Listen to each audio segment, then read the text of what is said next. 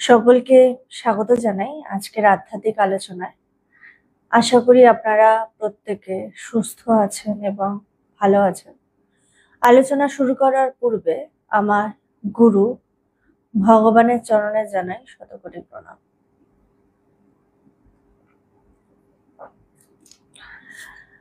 আজকে আমি যে বইটি থেকে আলোচনা করব সেই বইটির নাম হচ্ছে ভগবান সান্নিধ্যে। ভগবান সান্নিধ্যে বইটি থেকে খুব সম্ভবত আগেও হয়তো আলোচনা করেছি।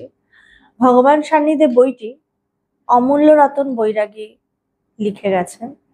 উনি অনেক ওনার সম্বন্ধে যদি আমি বলতে চাই তো উনি অনেক বৃদ্ধ বয়সে ভগবানের সঙ্গ করেছিলেন এবং তিনি যখন রোজ ভগবানের সঙ্গ করতেন, ভগবানের কাছে আসতেন, সেই সময় তিনি ভগবানের এই বাণীগুলিকে ভগবান যখন যেভাবে বলতেন সেভাবে তিনি সবসময় ডায়েরিতে নোট করতেন এবং তার ভগবানের প্রতি এত নিষ্ঠা ভালোবাসা ছিল। তিনি তো সকাল সন্ধে দুবেলা আসতেনই এবং তাছাড়াও ভগবানের বাণী প্রচার করবার জন্য যে আমাদের যেই পত্রিকাগুলো বের হতো বা ছোট ছোট বই যেগুলো হতো সেগুলো তিনি দূর দূরান্তে তিনি নিয়ে যেতেন ব্যাগে করে। নিজের এরিয়াতে তো যেতেনই, তিনি ব্যাগে করে নিয়ে গিয়ে মানুষের মাঝখানে ভগবানের বাণী প্রচার করার চেষ্টা করতেন। এইরকম নিষ্ঠা তার মধ্যে ছিল। তিনি যখন ভগবানের কাছে এসেছিলেন, তিনি ক্যান্সারে থেকে সবে ক্যান্সার তার হয়েছিল এবং সেটার সাথে তিনি লড়াই করছিলেন। তার থেকে একটু যখন সুস্থ হয়েছিলেন সেই সময়, কিন্তু পরে আবার সেই মারণ রোগে তিনি মারা যান অনেকদিন পরে, কিছু বছর পরে। তো এই ব্যাপারটা যে ঈশ্বরের সঙ্গ করলে কি হয়, ঈশ্বরের সঙ্গ করলে ভেতর থেকে একটা শক্তি পাওয়া যায়। আধ্যাত্মিক চর্চা করলে এখন যেটা আমরা দেখছি দেশের এবং শুধু দেশের না বিদেশের চারিদিকে যে একটা মানসিক এবং প্রাকৃতিক দুর্যোগ যে দেখা যাচ্ছে, এই দুর্যোগ তো চারিদিকে চলছে, কিন্তু এই দুর্যোগের মোকাবিলা করব কি করে, রুখে দাঁড়াবো কি করে, এই শক্তিটা পাবো কোথা থেকে? এই শক্তিটা আমাকে দেবে একমাত্র ঈশ্বর। ঈশ্বরী শুভ চিন্তা, শুভ চিন্তাই কিন্তু আমার রক্ষাকারী। আমি যত নিজের মনকে শুভ চিন্তায় ডুবিয়ে রাখবো, ঈশ্বরীয় চিন্তা, শুভ চিন্তা মানে কি ঈশ্বরীয় চিন্তা, আমি যত বিষয় বাসনার চিন্তায় নিজেকে ডুবিয়ে রাখবো তত আমার কিন্তু মন আরো ভারাক্রান্ত হবে। আমি আমার মনটাকে যত শুভ চিন্তায় ডুবিয়ে রাখবো, যত ভালো চিন্তার মধ্যে রাখবো, তত দেখবো আমার মনটা কিন্তু সুন্দর হয়ে উঠছে, সুন্দর পবিত্র হয়ে উঠছে। এই যে চারিদিকে নানা যে অরাজকতা আমরা দেখছি, এগুলো কিসের ফল? আমাদের মনটা সুন্দর নেই বলে। দিনকে দিন আমরা মানসিকভাবে পশুত্বের মতো আচরণ করতে শুরু করে দিচ্ছি। কি জন্য, কেন? কারণ একটাই, যে আমার চিন্তাগুলো শুভ নয়।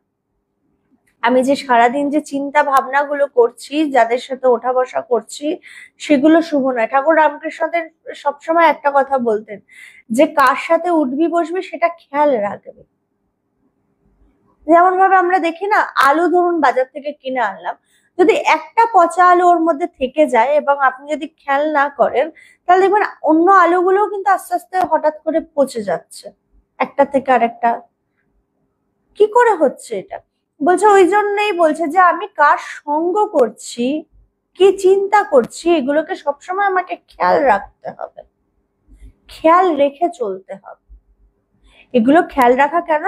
আমি যদি ভালো মানুষদের সৎ চিন্তা করি, সাধু সঙ্গ করি, তাহলে আমার চিন্তাগুলোও কিন্তু উচ্চ হবে। আর যদি আমি, যারা সবসময় এগুলো বিষয় নিয়ে থাকে, সারাক্ষণ বৈষয়িক চিন্তা ভাবনা নিয়ে থাকে, তাদের সাথে যদি আমি মেলামেশা করি, তাহলে কিন্তু আমার চিন্তাগুলো অধোগামী হবে চিন্তার।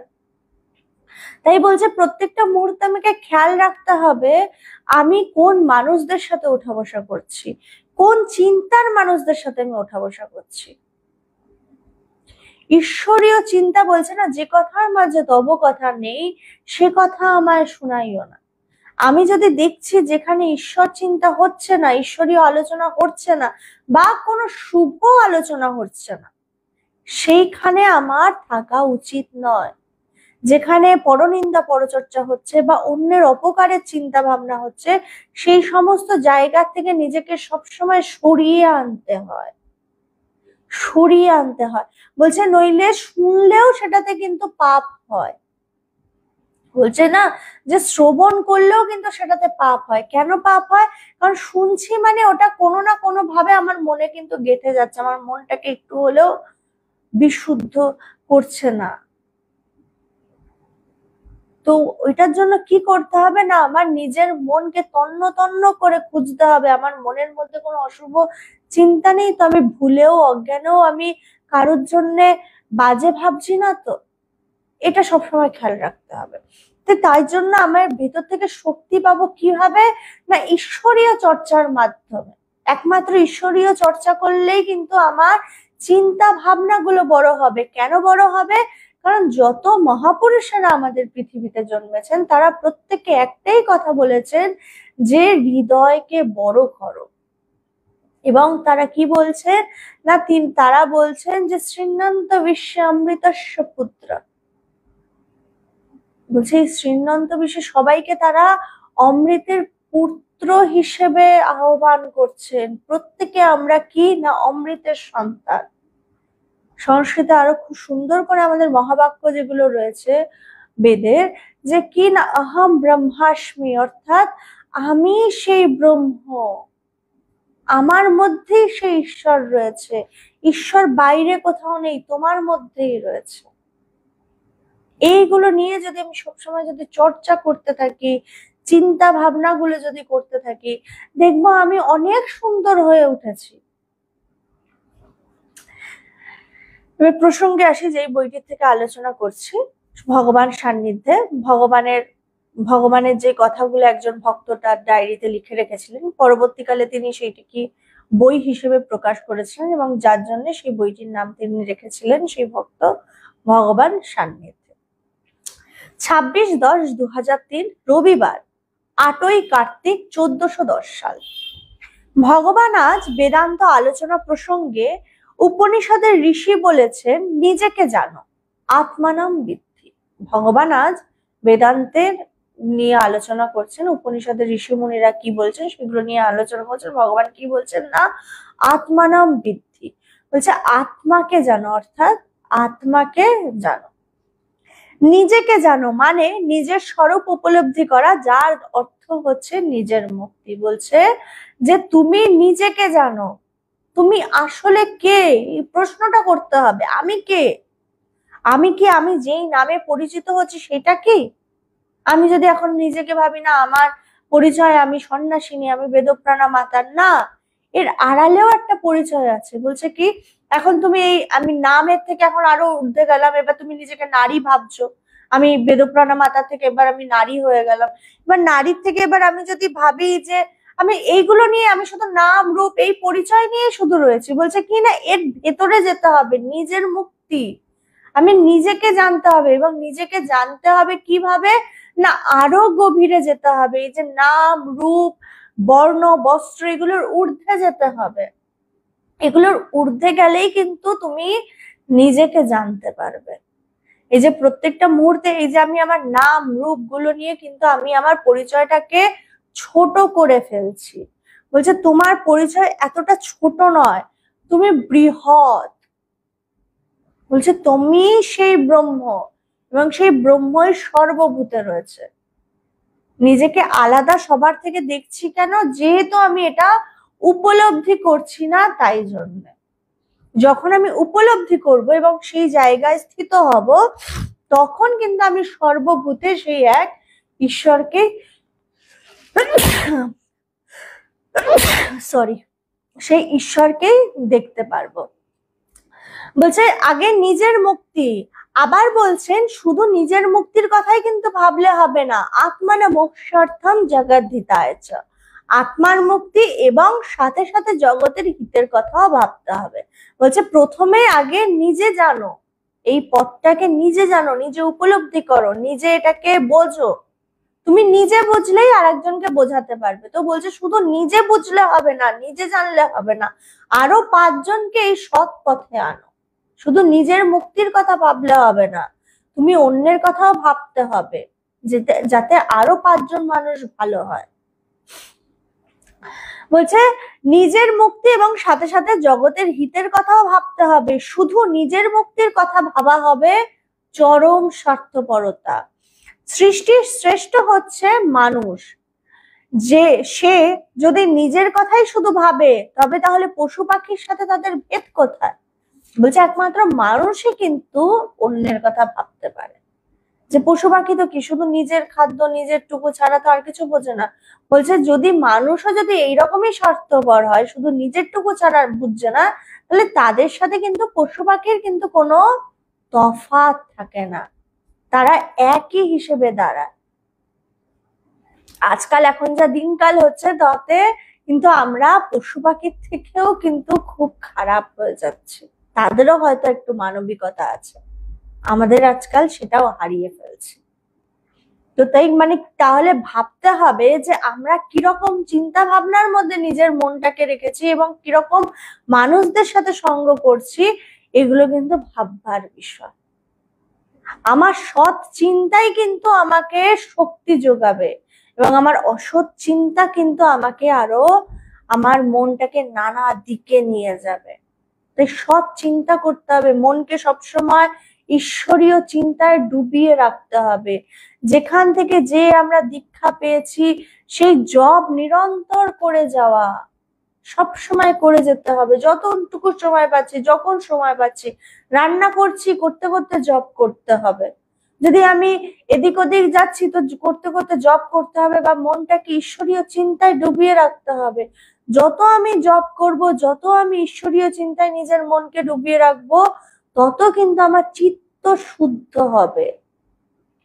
চিত্ত শুদ্ধ বলছে, চিত্ত শুদ্ধি কিন্তু খুব জরুরি। আমার কাছে সন্ন্যাসের সঙ্গ কিন্তু শুধু ত্যাগ নয়, এটা ভগবান বলছেন। বেদান্ত সোসাইটির সন্ন্যাসীরা প্রেমহীনতায় ভুগুক তা আমি চাই না, বেদান্ত সোসাইটির প্রচারের মাধ্যম হবে প্রেম। ভগবান এই কথাটা সব সময় বলতেন, যে ভগবান বলতেন যে রসকস বিহীন যদি হও, তুমি যদি একজনকে ভালোই না বাঁচতে পারলে, তুমি যদি একটা ঘরের মধ্যে আড়ালে তুমি বসে থাকলে নিজেকে বিরাট সন্ন্যাসী ভাবলে, বললে এইরকম করলে হবে না। তোমাকে মানুষের জন্য ভাবতে হবে, মানুষের জন্য করতে হবে, মানুষের পাশে দাঁড়াতে হবে, এবং তোমার প্রচারের মাধ্যম কি হবে না প্রেম। যেটা স্বামীজি বারবার বলছেন যে বনের বেদান্তকে মানুষ ঘরে ঘরে পৌঁছে দিতে হবে।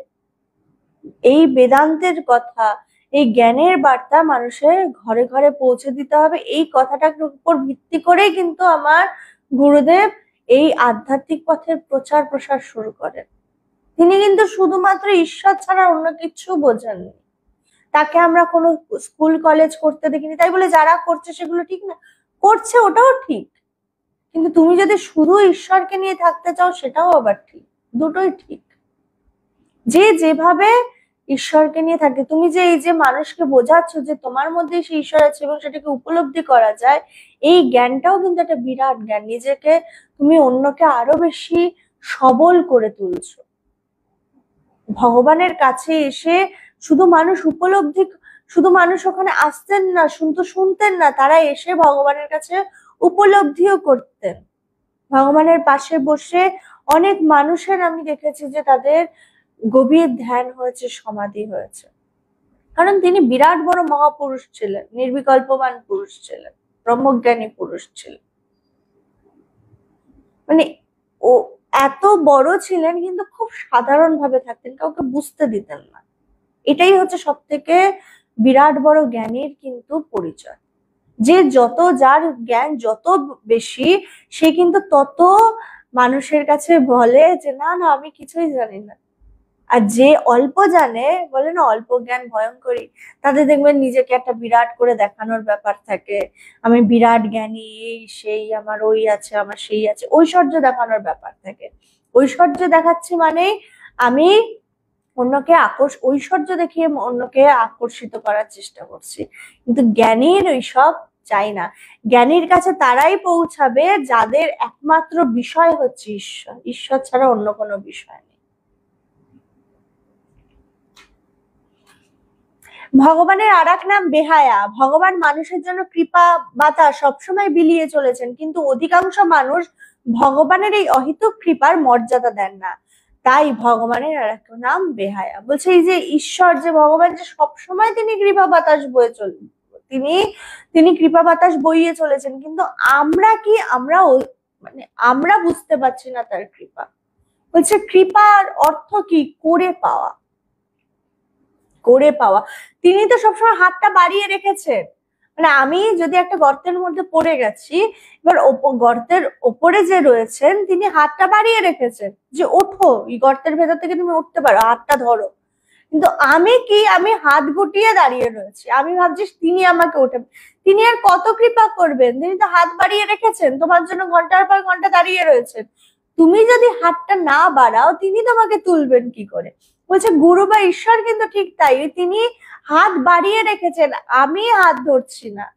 বলছে কোনো কোনো যে একটু মানে ভাগ্যবান, সে হাতটা বাড়িয়ে দেয় এবং গুরু তাকে তুলে নেয়, তখন ঈশ্বর উপলব্ধি হয়ে যায়। বলছে বেশিরভাগ মানুষ আমরা হাত গুটিয়ে দাঁড়িয়ে রয়েছে আর বলছি যে আমার তো কিছু হচ্ছেই না। আরে তুমি হাতটা গোটানো ছেড়ে হাতটা দুহাত তুলতে হবে, তো দুহাত তুলে তার কাছে সমর্পণ করতে হবে নিজেকে, তখনই না তোমাকে, তুমি ঈশ্বর উপলব্ধি করবে, তখনই না তোমাকে তিনি দেখা দেবেন। তুমি যদি সমর্পণই না করলে, পুরোপুরি তার উপর যদি ছেড়েই না দিলে, তাহলে কেন তিনি আসবেন? আজকে যশোদা মায়ের কাছে যে কৃষ্ণ এসেছিলেন এই কয়েক মাসের জন্য, কয়েক বছরের জন্য, এটার জন্য কি যশোদা মা একদিনে ভাবলেন কৃষ্ণ আমার কাছে আসবেন, আমি তার সেবা করব, তাতে একদিনে হয়ে গেল? তাকে প্রচুর তপস্যা করতে হয়েছে। মা দেবকীকেও অনেক তপস্যা করতে হয়েছে, যার জন্য না তার গর্ভে কৃষ্ণ এসেছিলেন। আজকে যশোদা মাও যে লালন পালন করেছেন কয়েকটা বছর, তার জন্য কিন্তু তাকে প্রচুর তপস্যা করতে হয়েছে, একদিনে হয়নি, অনেক জন্মের তপস্যার ফল সেটা। তো এই তারা এত তপস্যা করে কৃষ্ণকে পেয়েছেন, ঈশ্বরকে পেয়েছেন, আমরা খান হরিদাস পাল।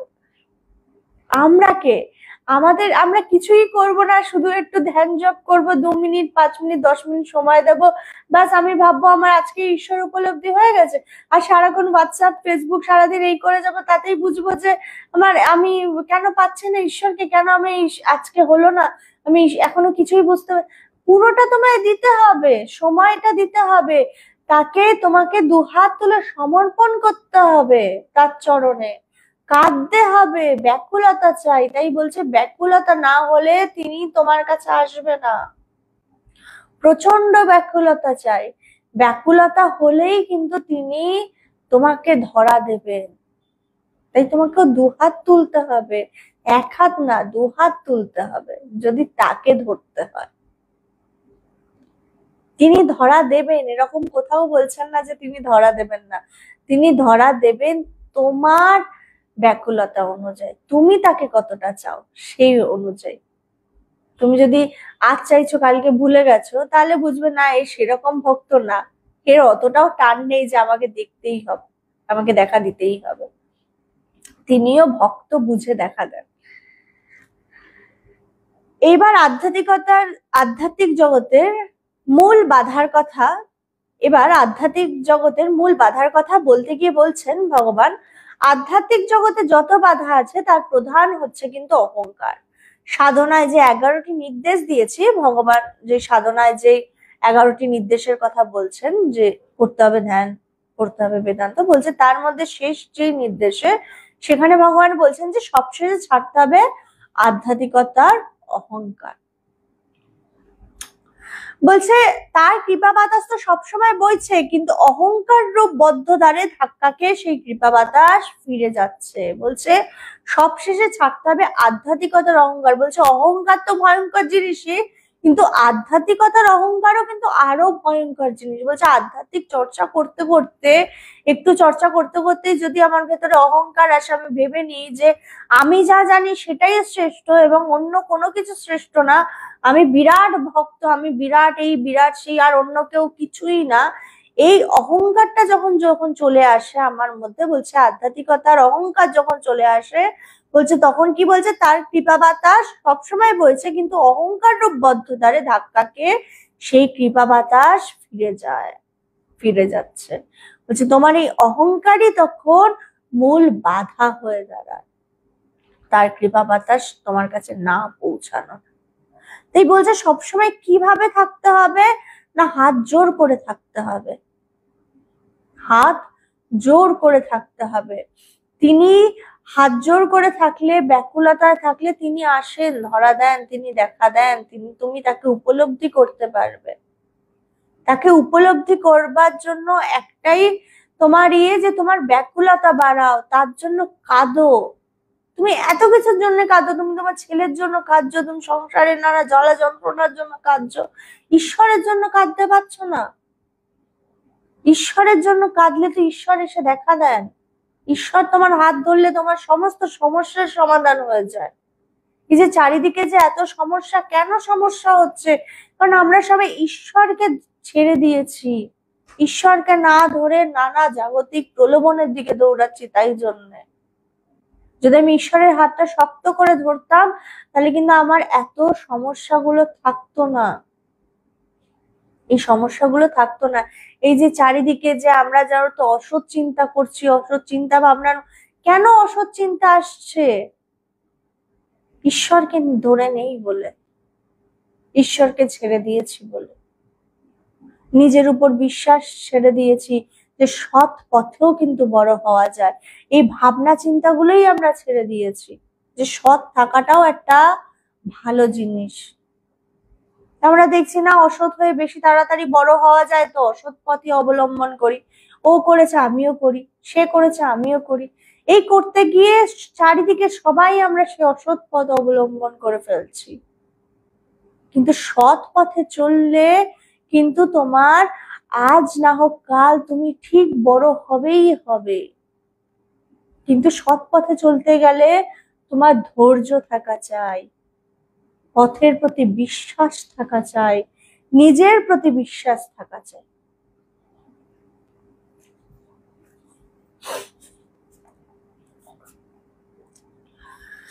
তা ভিতরে প্রবেশ করতে পারছে না, তাই বলছি সরল হও, হৃদয় উন্মুক্ত করো, রাখো, ঈশ্বরের কৃপা বাতাস ভিতরে প্রবেশ করতে দাও। সবারে বাসলে ভালো, নইলে মনের কালো ঘুচবে না রে। অহং থাকতে অন্যকে ভালোবাসা যায় না, যে অন্যকে ভালোবাসতে পারে না সে ভগবানের ভালোবাসা পাবে কি করে? বলছে এই যে অন্যকে যে ভালোবাসতে পারে না, যে অন্যকেই ভালোবাসতে পারে না, সে ঈশ্বরের ভালোবাসা পাবে কি করে? সবার আগে আমার অন্যকে ভালোবাসতে হবে। অন্য মানে চারিদিকে যা দেখছি সবাইকে ভালোবাসতে হবে। বলছে এই ভালোবাসলে কি হবে, এই ভালোবাসলে কি বলছে যে অহং থাকতে অন্যকে ভালোবাসা যায় না। তোমার অহংকারই কিন্তু তোমাকে অন্যকে ভালোবাসতে দেয় না, কারণ তখন তুমি নিজেকে তার থেকে বড় ভাবো, তাই জন্য ভালোবাসতে পারো না। ভালোবাসা কখন আসবে? যখন তুমি নিজেকে অন্যের মধ্যে দেখবে। তুমি যখন নিজেকে অন্যের সাথে, তুমি তোমার ভেতরে যে সুন্দর জিনিসটা আছে সেটা তুমি অন্যের মধ্যে দেখবে। আমরা সবসময় অন্যকে কিভাবে দেখি? ও অন্যের এটা ঠিক না, ওটা ঠিক না, ও এটা ঠিক করছে না। আমরা সবসময় মানুষকে এইভাবে দেখি।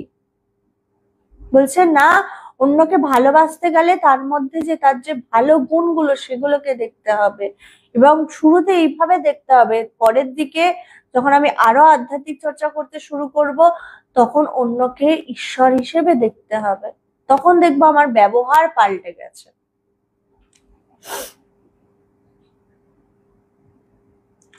আবার বলছে নিষ্কাম হয়ে কর্ম করতে করতে প্রেমের উদয় হয়। শ্রীকৃষ্ণ তাই সখা অর্জুনকে নিষ্কাম হয়ে কর্ম করার উপদেশ দিয়েছেন শ্রীমদ ভগবদ গীতায়। কর্মণ্যেবাধিকারস্তে মা ফলেষু কদাচন। কর্মে তোমার অধিকার, ফলে নয়। কর্ম করতে না চাইলেও প্রকৃতি যখন আমাকে কর্ম করাবে, তখন নিষ্কাম ভাবে কর্ম করাই শ্রেয়। কর্ম তখন নিছক কর্ম নয়, তখন সেটা যোগ হয়ে যায়। বলছে কিভাবে যোগ হয়ে যায়? যে তুমি কর্ম করো কিন্তু ফলের আশা করো না। আজকে তুমি যদি দুজনকে সাহায্য করো, তুমি সাহায্য করো এটা ভেবেই যে তোমার নাম যশ হবে না। তুমি এটা ভেবো না আজকে আমি দুজনকে সাহায্য করলাম, যে পাশ থেকে আরেকজন ফটো তুলে চারিদিকে দিল, ওটা এই নাম যশ গুলো চেয়েও না। বলছে নাম যশ গুলো চেয়েও না, বলছে কর্ম করো ফলের আশা করো না। বলছে এই যে তুমি বাড়িতে কর্ম এরকম হয় যে বাড়িতে তুমি রান্না বান্না করছো, স্বামী ছেলে সবার সেবা করছো, এরপরে তুমি আবার ভেবো না যে ওরা তোমায় দেখবে। তুমি তোমার কর্তব্য পালন করছো, তুমি তোমার কর্ম করছো, কিন্তু তুমি ফলের আশাটা ছেড়ে দিও যে তারা তোমাকে সেই রকম সম্মান দেবে, ভালোবাসা দেবে, সবকিছু করবে, তোমাকে না জিজ্ঞেস করে কিচ্ছু করবে না। এইগুলো যদি ভাবো তখন কিন্তু তুমি কষ্ট পাবে। তুমি কষ্ট পাবে কখন? যখন তোমার মন মতো এগুলো কিছু হবে না। তাই বলছে তুমি কর্ম করো। তাই জন্য শ্রীমদ্ ভগবদ গীতায় শ্রীকৃষ্ণ অর্জুনকে বলছে তুমি কর্ম করো ফলের আশা করো না। তখনই কিন্তু যদি তুমি বলছো কর্ম যখন নিছক কর্ম নয় তখন সেটা কিন্তু যোগ হয়ে যায়, তখন তোমাকে ঈশ্বরের কাছে পৌঁছানোর কিন্তু ওটাও কিন্তু একটা পথ হয়ে যায়। বলছে আমি কর্মের মাধ্যমে ঈশ্বরের কাছে পৌঁছাতে পারবো, নিশ্চয়ই পৌঁছাতে পারবে সেই কর্ম যদি তোমার নিষ্কাম কর্ম হয়। यगस्थ कृष्ण कर्माणि संज्ञम त्यक्त धनंजय सिद्ध सिद्ध समाभूत्या समत्वम যোগ উচ্চতে। বলছে কি অর্থাৎ হে ধনঞ্জয় যোগস্থ হইয়া ফলাশক্তি বর্জন করিয়া, বলছে কি খুব সুন্দর ভাবে শ্রীকৃষ্ণ বলছেন, বলছে কি হে ধনঞ্জয় যোগস্থ হইয়া ফলাশক্তি বর্জন করিয়া, ফলের আসক্তি বর্জন করিয়া সিদ্ধি ও অসিদ্ধি তুল্য জ্ঞান করিয়া কর্ম করো। এইরূপ সমত্ব বুদ্ধিকেই যোগ কহে। সিদ্ধি অসিদ্ধির প্রতি সমত্ব বুদ্ধি যোগ। বলছে যোগ কি? যে বলছে সিদ্ধি অশুদ্ধি দুটোতেই যদি তুমি সমান ভাবে দেখো, পাপ পুণ্য সবকিছু তোমাকে সমান ভাবে দেখতে হবে। যখন তোমার সমদৃষ্টি হবে, সমবুদ্ধি হবে, তখনই সেটা যোগে পরিণত হবে। বলছে আমি কর্মের মাধ্যমে ঈশ্বরের কাছে পৌঁছাতে পারি, নির্দ্বিধায় পারো, কিন্তু তোমার কর্মটা এইরকম হতে হবে। তুমি কর্ম করবে সেই ফলের আশা করবে না, নিষ্কাম ভাবে কর্ম করতে হবে। তাই জন্যই তখনই কিন্তু তুমি ঈশ্বরকে সেই কর্মে, তখন সেই কর্মটাও কি বলছে তখন যোগস্থ হইয়া, মানে তুমি যোগস্থ হইয়া ফলাশক্তি বর্জন করিয়া, যোগস্থ হয়ে যদি তুমি ফলাশক্তি সেই কর্মের থেকে ফলের আসক্তি যদি বর্জন করে দাও, তাহলেই তোমার কিন্তু সেটা যোগ হয়ে যায় এবং তার মাধ্যমে তুমি কিন্তু ঈশ্বর উপলব্ধি করতে পারবে। কৃষ্ণ কিন্তু, ভগবান কিন্তু সব জায়গায় সব প্রশ্নের উত্তর আমাদের দিয়ে দিয়েছে, কিন্তু আমি বুঝতে পারছি না। বলছে তুমি জ্ঞান মার্গে চলতে চাও, চলতে পারো, ঈশ্বর উপলব্ধি হবে। ভক্তি মার্গে চলতে চাও, চলতে পারো, সেখানেও ঈশ্বর উপলব্ধি হবে। এবার তুমি ভাবলে না আমি জ্ঞানেও যাব না, ভক্তিতে যাব না, কর্ম দিয়ে যেতে চাই, আমি অন্যের সেবা করে পৌঁছাতে চাই। বলছে তাহলেও সম্ভব, তুমি কর্মের মাধ্যমে পৌঁছাও, কিন্তু সেই কর্ম তোমায় নিষ্কাম ভাবে করতে হবে। আমরা চারিদিকে দেখি না সমাজ সেবা, বলছে সমাজ সেবা করছো কিন্তু এই করতে গিয়ে তুমি কি ফলের আকাঙ্ক্ষা করছো, তাহলে বুঝতে হবে এটা তোমার নিষ্কাম ভাবে হচ্ছে না। ফলের আসক্তি ছাড়লেই কিন্তু তুমি সেখানেও ঈশ্বরকে পেতে পারো। তাই যে কোনো ভাবে আমি ঈশ্বরকে পেতে পারি, যে কোনো পথ দিয়ে ঈশ্বরকে পেতে পারি, কোনো পথই ছোট নয়, কোনো পথই মানে এই একমাত্র পথ এটাই বিরাট বড় তা নয়।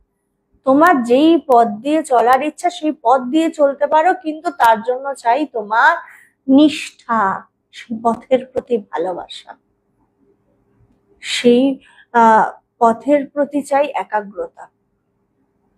তাহলেই তুমি যে কোনো পথের মাধ্যমে তুমি ঈশ্বরকে উপলব্ধি করতে পারো। আজকে আলোচনা এখানেই শেষ করছি। কারো যদি কোনো প্রশ্ন থাকে তাহলে এই কমেন্ট সেকশনে বা আমাকে হোয়াটসঅ্যাপের মাধ্যমে লিখতে পারেন। সবাই ভালো থাকবেন, সুস্থ থাকবেন। জয় ভগবান।